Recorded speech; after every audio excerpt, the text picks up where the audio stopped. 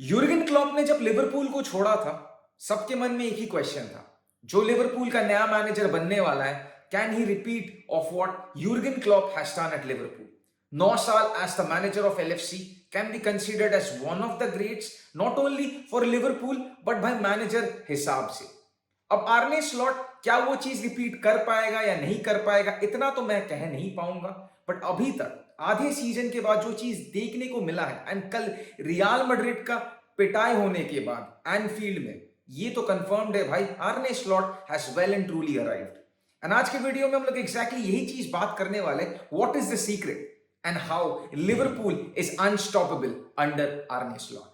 अब देखो यार, before we talk about Arne Slot's tactics, उसने लिवरपूल में क्या किया है, क्या करने वाला है, and all the secrets and everything, सबसे पहले तो ये जानना इंपॉर्टेंट है कि आर्ने स्लॉट कौन है।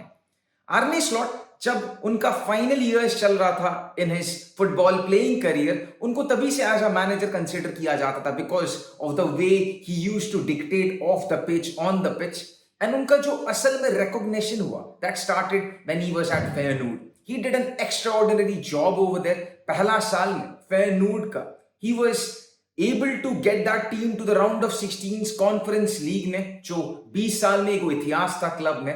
And of course at that same season he took the team to the final. Unfortunately he lost that game, but उनका जो amazing performance था, he was given as the Rennes Michael Awards or considered as the manager of the year.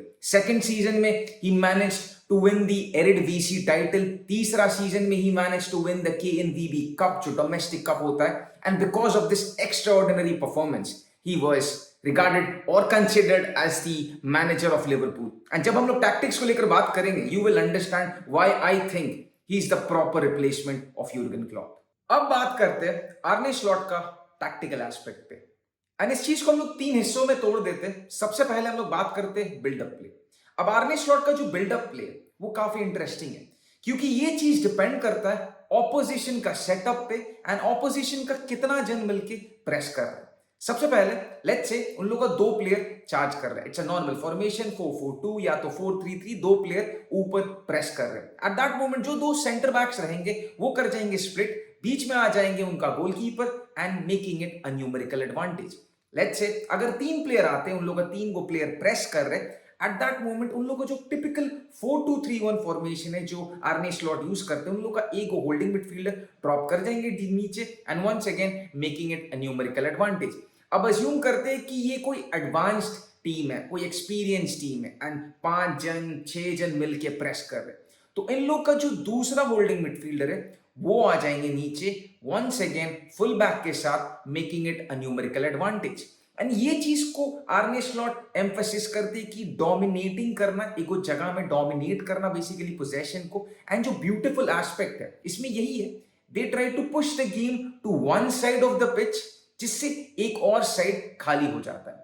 And they try to find that free man. अब ये free man को भी लोग नहीं find करते in the typical long ball fashion, but short passes करके इस जन को फ्री करना and making the game more beautiful end game को एडवांस करना। अब दूसरा एस्पेक्ट जो इन लोग का है अटैकिंग प्ले। अब Arne Slot loves to utilise the zone 14 location. अब जोन 14 क्या है? जो बॉक्स के जस्ट बाहर है, इस पोजीशन को कहा जाता है जोन 14।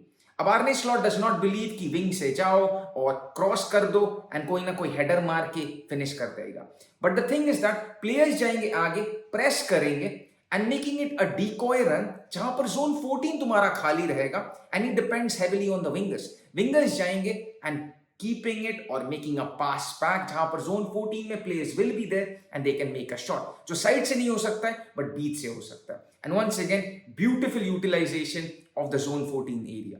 अब अगर तीसरा चीज पे आते हैं, that is the pressing and the counter play. अब इन लोगों जो प्रेसिंग है ये टिपिकली स्टार्ट करता है allowing the opposition to play और एक साइड ऑफ द पिच में खींच देना गेम को वंस अगेन। क्यों? इससे काइंड ऑफ ऑपोजिशन जो है एग्जॉस्ट हो जाते हैं, कॉम्पैक्ट एरिया में चल जाते हैं एंड जो हग लाइन भी रहता है ये also kind of acts as another barrier on that side.